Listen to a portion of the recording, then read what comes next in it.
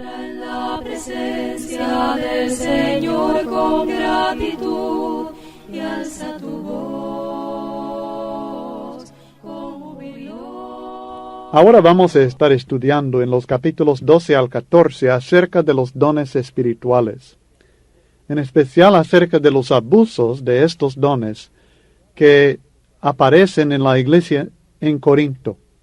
Vamos a encontrar algunos principios, aunque entiendo y usted sabe que nosotros hoy día no tenemos estos dones milagrosos. No obstante, aparte de las enseñanzas doctrinales que contradicen los errores que se manifiestan en diferentes sectas modernas, vamos a encontrar principios bíblicos muy importantes para nosotros en la Iglesia del Señor hoy día también. Así que comenzamos nuestro estudio en el capítulo 12, leyendo los primeros 3 versículos acerca del Espíritu de verdad. No quiero, hermanos, que ignoréis acerca de los dones espirituales.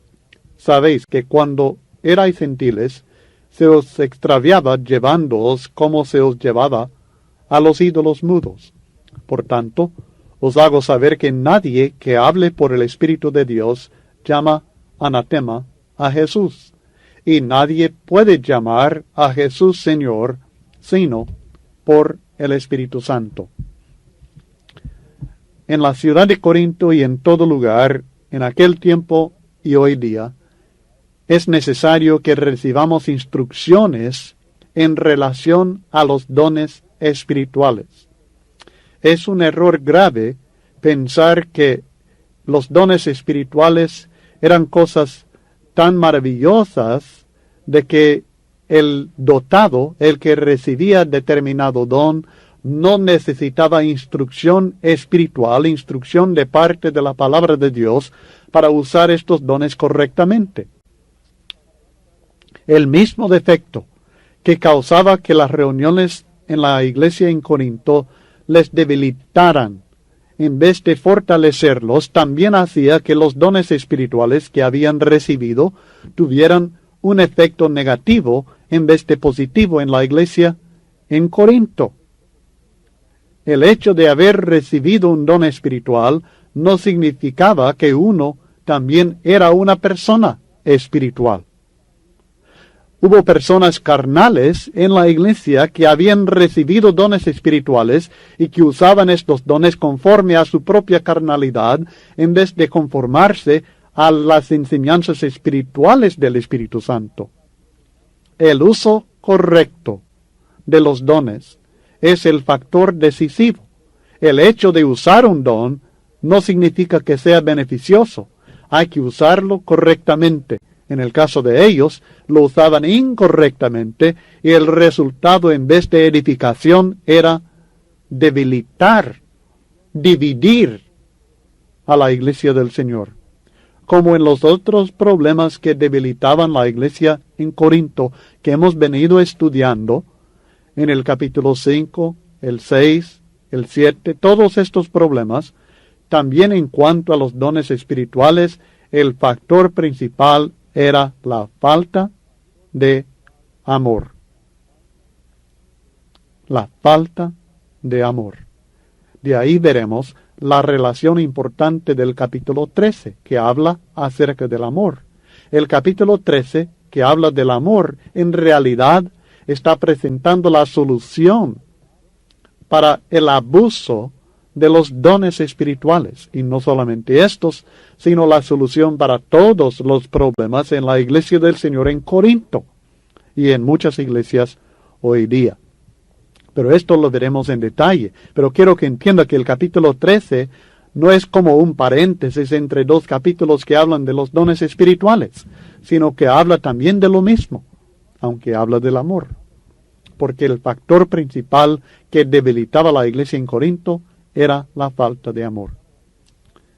Vemos en el versículo 2 la importancia de reconocer el error de los ídolos mudos y el poder que tenían estos ídolos mudos para desviar a la gente.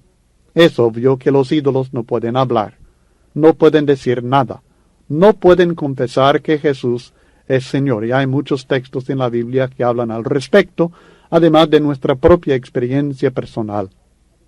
Los ídolos no pueden revelar ninguna verdad. No obstante, los sacerdotes de las religiones paganas, así como los sacerdotes de las religiones modernas que siguen a los ídolos, pretendían recibir revelaciones de sus dioses, de los ídolos, y bien quizá de los demonios. Muchos de estos hermanos, porque recuerda que estudiamos en el capítulo 10 que la fuerza tras los ídolos son los demonios. Muchos de estos hermanos habían sido idólatras, así como muchos cristianos hoy día en el pasado han sido idólatras, de una clase u otra. Habían sido extraviados, se extraviaba, dice, mediante la influencia engañosa del espíritu maligno que estaba tras los ídolos. Hay que recordar que hay una fuerza, hay un espíritu, y es un espíritu maligno el que está tras la religión idólatra. Toda idolatría tiene su base en Satanás, en la doctrina de demonios que menciona 1 Timoteo 4, 1 y 2, y la fuerza de los demonios que menciona, como ya comentamos, 1 Corintios 10, versículos 19 y 20. Antes digo que los gentiles sacrifican a los demonios, los sacrifican, y no a Dios. Y no quiero que vosotros os hagáis partícipes con los demonios. 1 Corintios 10 y el versículo 20. Si algún espíritu, declara Pablo, si algún espíritu les decía que Jesús es anatema, ese claramente no era el Espíritu Santo, sino el espíritu del error. Porque nadie que hable por el Espíritu de Dios llama anatema a Cristo Jesús. Esto es parte de la enseñanza fundamental que Él nos está dando. La capacidad de reconocer el espíritu de error y el espíritu de verdad. Tenían que reconocer que las actitudes, las prácticas y las doctrinas que aprendieron de los ídolos no venían del Espíritu Santo. El Espíritu que ahora operaba en ellos por medio de los dones espirituales. Y nosotros hoy día tenemos que entender que las actitudes, las prácticas, las doctrinas aprendidas en religiones idólatras no vienen del Espíritu de Dios. Por muy impresionantes, por muy poderosas que parezcan ser, no son de Dios. El Espíritu de verdad, declara Pablo en el versículo 3, confiesa que Jesús es Señor. Ahora entendamos, el espíritu de error dice que Jesús es anatema, maldito, apartado como objeto de la ira de Dios, apartado para la destrucción. Jesús es maldito, dicen. El espíritu de verdad dice, Jesús es Señor. Pero debemos entender que el espíritu del error no es esa su única mentira. Puede tener muchas diferentes mentiras engañosas. Por tanto, nos exhorta el apóstol Juan en 1 Juan capítulo 4 y el versículo 1, que debemos probar los espíritus. Y en el versículo 6 nos aclara que es probarlos en comparación con lo que los apóstoles de Cristo Jesús nos enseñan. Si hay acuerdo, es espíritu de verdad. Si no hay acuerdo, es el espíritu del error. El problema específico en el tiempo del apóstol Juan, en 1 Juan 4, es que algunos decían que Jesús no venía en carne, que era una aparición nomás, un espíritu nomás. El problema que trata Pablo en Corinto es que algunos decían que Jesús no es Señor, negaban a Jesús completamente. Y hoy día el espíritu del error se manifiesta con muchas diferentes doctrinas, pero siempre es el error. Ahora, el problema en Corinto. El espíritu de verdad confiesa que Jesús es Señor. Lo reconoce como soberano. Esto significa no solamente con palabras decir Jesús es Señor, sino con acciones y obediencia sujetarse a Jesús como Señor. Como Cristo dice en Lucas capítulo 6 y el versículo 46. ¿Por qué me llamáis Señor, Señor, y no hacéis lo que yo digo? Él declara en Mateo 7:21 en adelante, hasta el 23, que muchos me dirán en aquel día, Señor, Señor, ¿no profetizamos en tu nombre? Y así enseguida muchas obras que hicieron. Y él les declarará, nunca os conocí, hacedores de maldad. ¿Por qué? Porque no hacían la voluntad de su Padre que está en los cielos. La obra del Espíritu Santo, entendamos, la obra del Espíritu es glorificar a Jesús. Juan 16:14. Toda persona que confiesa de corazón que Jesús es Señor, lo hace como resultado de la obra del Espíritu Santo. Esto no quiere decir que cualquier persona que diga Jesús es Señor, esto no quiere decir que esta persona es inspirada por el Espíritu Santo. No quiere decir que esta persona ha recibido el Espíritu Santo como don de Dios. Lo que significa es que está hablando de acuerdo con lo que el Espíritu Santo enseña. Lo está diciendo porque el Espíritu Santo le ha convencido por medio de la palabra de Dios, le ha convencido que Jesús es Señor. Es si la persona está de acuerdo o no con el Espíritu Santo en esta declaración.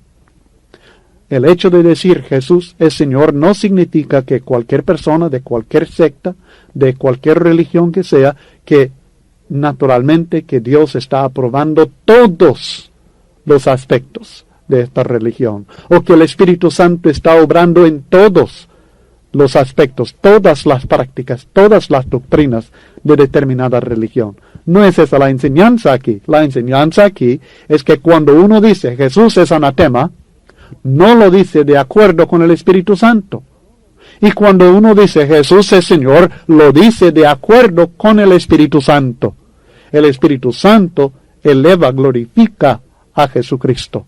Ninguna persona que es guiada por el Espíritu Santo dirá que Jesús es anatema, maldito.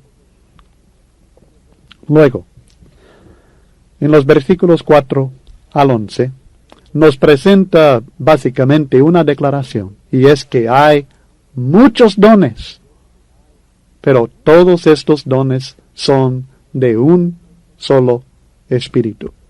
Leyendo del 4 al 11. Ahora bien, hay diversidad de dones, pero el Espíritu es el mismo, y hay diversidad de ministerios, pero el Señor es el mismo. Hay diversidad de operaciones, pero Dios que hace todas las cosas en todos es el mismo. Pero a cada uno le es dada la manifestación del Espíritu para provecho, porque a este es dada por el Espíritu palabra de sabiduría, a otro palabra de ciencia según el mismo Espíritu, a otro fe por el mismo Espíritu, a otro dones de sanidades por el mismo Espíritu, a otro el hacer milagros, a otro profecía, a otro discernimiento de espíritus, a otro diversos géneros de lenguas, y a otro interpretación de lenguas. Pero todas estas cosas las hace uno y el mismo Espíritu, repartiendo a cada uno en particular como Él quiere. Hay muchos dones, pero todos son de un solo Espíritu. Por tanto, como principio general, no debe haber pleito, no debe haber envidia, no debe haber contradicción, no debe haber división entre ustedes por causa de la diversidad de dones, sino que cada uno debe usar su don conforme a lo que Dios le ha dado para provecho. Todos son del Espíritu Santo. Uno no debe decir mi don es mejor que el suyo, o el mío es inferior al suyo, o yo no te necesito a ti, o tú no me necesitas a mí, ni debe haber ningún pleito entre ustedes por causa de los dones, porque todos son del mismo Espíritu. Veamos algunos detalles. La fuente de poder es una, según los versículos 4 al 6. Diversidad de dones, ministerios y operaciones, pero el Espíritu, el Señor, Dios Padre es el mismo. El mismo Espíritu Santo da todos los dones. El mismo Señor Jesucristo es servido por todos los ministerios. El mismo Dios, el Padre Celestial, es la energía o fuerza tras todas las manifestaciones de poder, operaciones, energema en el griego. Los ministerios que menciona en el versículo 5 son servicios. El propósito de los dones es para servir a un solo Señor y a su iglesia. Es para servir al Señor y a otras personas. Los dones no se reciben para ganar prestigio, ni los dones no se reciben tampoco para ganar privilegios especiales. Los dones se reciben para servicio, como ministerios. En el capítulo 4 de 1 Pedro y el versículo 10 declara: cada uno según el don que ha recibido, ministrelo a otros como buenos administradores de la multiforme gracia de Dios.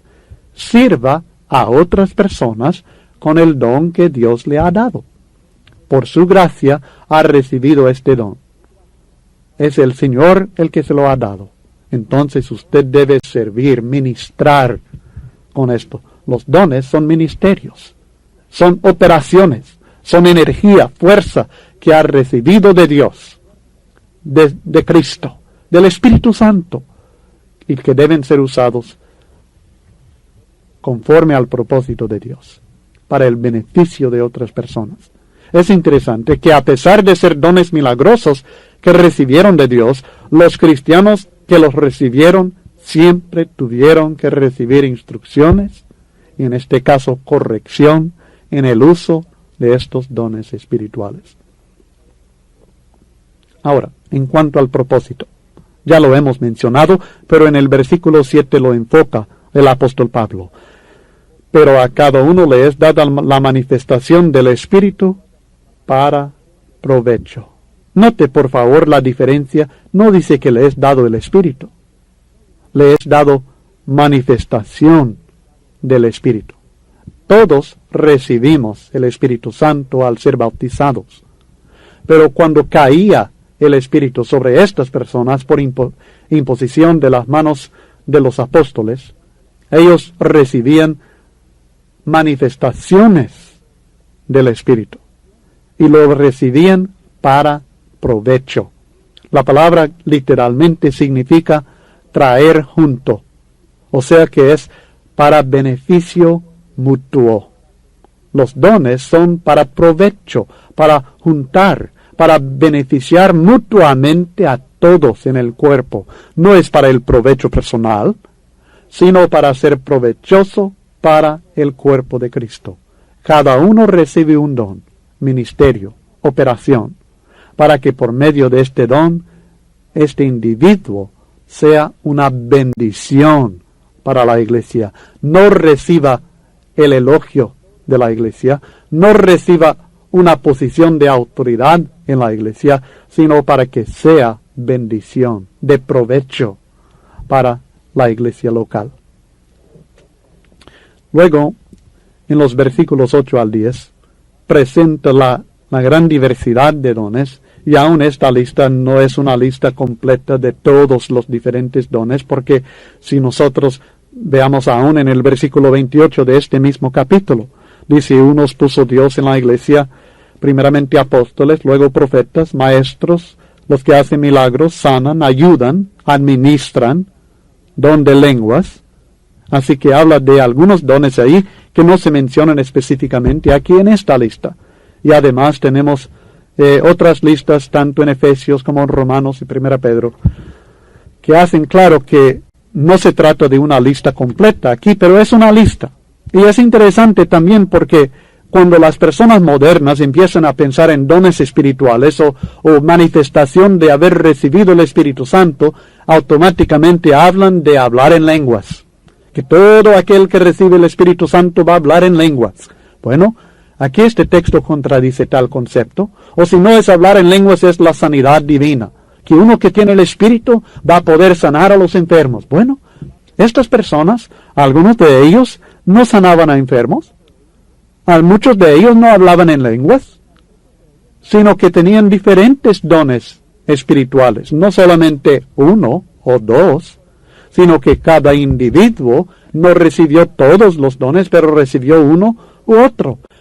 ¿Cómo es que el Espíritu Santo, si es que obrara como pretenden hoy día, cómo es que no está dando los mismos dones?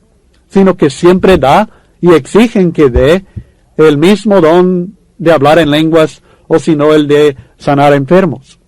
Esto sencillamente es manifestación de una diferencia entre la operación, el fenómeno moderno que hablan obra del Espíritu, que llaman obra del Espíritu Santo, y la operación bíblica del Espíritu Santo, los dones espirituales que presenta la Biblia.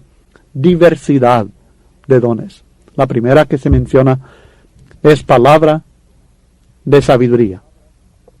Esto es la capacidad de presentar un mensaje que da discernimiento espiritual a los que oyen. No solamente información, no solamente una profecía de lo que va a suceder en el futuro, sino discernimiento espiritual.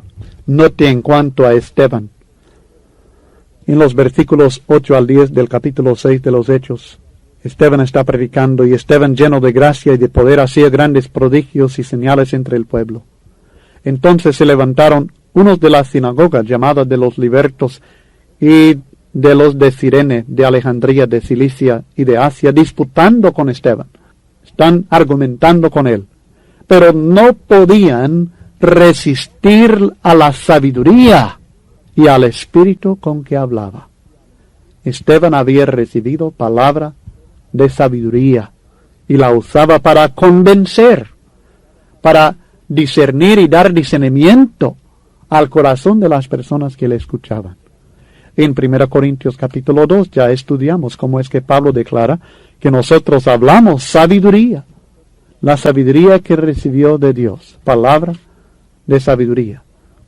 Encontramos este don en el sentido no milagroso, siempre bendición de Dios, pero en Santiago 1:5 se habla de recibir sabiduría por medio de la oración de fe. Así que Dios puede dar el don de sabiduría de forma milagrosa o puede dar el don de sabiduría en forma no milagrosa, según la voluntad de Dios, según la necesidad de la voluntad de Él, según lo que Él desea cumplir en determinado tiempo y determinada persona. Tenemos también la palabra de ciencia, que es la capacidad de presentar un mensaje que da conocimiento a los que oyen. Claramente fue un mensaje por medio de la revelación en algunos casos, pero no tendría que ser así para que sea siempre un don espiritual. No tendría que ser siempre una revelación. Es palabra que da conocimiento. Esto puede ser milagroso, y lo fue, pero también podemos dar palabra de ciencia por medio del estudio de la palabra de Dios, que es otro medio que Dios ahora usa para dar esta misma bendición. Luego habla de la fe, tal vez un poco extraño para nosotros, porque nosotros entendemos que la fe viene por oír la palabra de Dios, pero aquí se trata de un don espiritual. Es la capacidad de confiar en Dios de una manera muy especial. No se trata sencillamente de creer en el Evangelio, porque esto viene siempre y solamente por oír la palabra de Dios. Aquí se trata de un don que recibieron solamente ciertos cristianos. Fíjese bien, ¿cómo sería el caso? ¿Algunos cristianos tenían fe y otros no? ¿Es posible llegar a ser cristiano sin fe? Claro que no. Para ser cristiano uno tiene que creer, tiene que tener fe. Sin fe es imposible agradar a Dios. No podemos ni acercarnos a Él sin creer, sin tener fe. ¿Es posible ser cristiano fiel sin tener fe? Claro que no. El significado de ser fiel es tener fe, actuar con fe. Entonces, este don espiritual de la fe, que es para algunos, no todos los cristianos, lo recibían, y es no para llegar a ser cristiano, sino para aquellos que ya lo son, claramente es algo adicional, algo especial, no la fe común y corriente que todos obligadamente tenemos que tener. Parece ser la capacidad de confiar en Dios de una manera especial, para superar dificultades, para lograr metas que están más allá de las posibilidades humanas.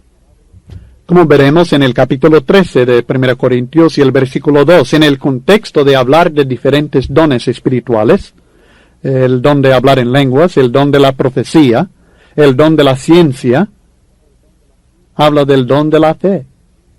Si tuviese profecía y entendiese todos los misterios y toda ciencia, y si tuviese toda la fe, de tal manera que trasladase los montes, y no tengo amor, nada soy. La fe esa de la cual está hablando es fe para hacer milagros como trasladar los montes. Es una fe extraordinaria, don espiritual. Y así hay varios textos en el Nuevo Testamento que hablan de esta manera. Entiendo que es un poco extraño para nosotros, pero tenemos que hacer la distinción entre creer por medio de la palabra y la fe que era don espiritual. Luego habla en el versículo 9 de los dones de sanidades, que es claramente sanar a los enfermos por medio del poder milagroso del Espíritu Santo. Si desea más detalles sobre el don de sanidades y la comparación con el fenómeno moderno de la sanidad, sugiero que estudie de nuevo en el curso sobre el Espíritu Santo. La lección número 7 habla de los fenómenos modernos en comparación con los milagros bíblicos, y creo que podrá ver ahí la diferencia entre la sanidad de aquel tiempo y las supuestas sanidades que se hacen hoy día, y la legítima sanidad que por medio de la oración nosotros hoy día recibimos, que aunque no es poder milagroso, no es don espiritual como este que estamos considerando aquí, en el versículo 9 de 1 Corintios 12. Luego en el versículo 10 habla de hacer milagros, que es hacer diferentes señales o prodigios que claramente son sobrenaturales. Nuevamente en la lección número 6 del estudio sobre el Espíritu Santo encontrarán más información acerca de los milagros del Nuevo Testamento. Y luego la profecía, anunciar un mensaje recibido por inspiración del Espíritu Santo, que incluye, pero no se limita a predecir eventos futuros. El profeta no solamente habla de eventos futuros, habla de eventos presentes, habla de eventos pasados. Si usted lee algunos de los profetas del Antiguo Testamento, se dará cuenta de esto. Claro, predicen el futuro, pero también dan comentario espiritual inspirado acerca de los eventos de su propio tiempo, corrección al pueblo de Dios, y también hablan acerca de cosas ya pasadas. Así que ser profeta no es solamente hablar del futuro. El discernimiento de espíritus, en el versículo 10, que es la capacidad de reconocer el espíritu que obra en una persona. O sea, si ese espíritu es santo o si es inmundo. Si es profeta la persona o que hace señales, si trae el Espíritu Santo o un espíritu inmundo. Y es algo que nosotros también hacemos en forma natural por medio de las Escrituras, como ya mencionamos 1 Juan 4 y también Deuteronomio 13 en el Antiguo Testamento. Requería que el pueblo probara, discerniera si el Espíritu era de Dios o no, comparando sus enseñanzas a la palabra escrita. En el caso del Antiguo Testamento, la ley; en el caso del Nuevo Testamento, el nuevo pacto de Cristo. Pero aún en este aspecto no milagroso, hay hermanos que tienen mayor capacidad que otros. Lo que estamos viendo es que estos dones espirituales que ellos recibían en forma milagrosa, hasta el día de hoy también recibimos nosotros dones espirituales de Dios para el beneficio de la iglesia, no en forma milagrosa, en una forma un poco más natural, pero siempre como bendición de Dios. Están los diversos géneros de lenguas, que es hablar un idioma que uno nunca ha estudiado. Estaremos estudiando más acerca de esto en el capítulo 14. También puede hacer referencia a la lección 7 del estudio sobre el Espíritu Santo, y la interpretación de lenguas, que es traducir un idioma que uno nunca ha estudiado al propio idioma de los oyentes.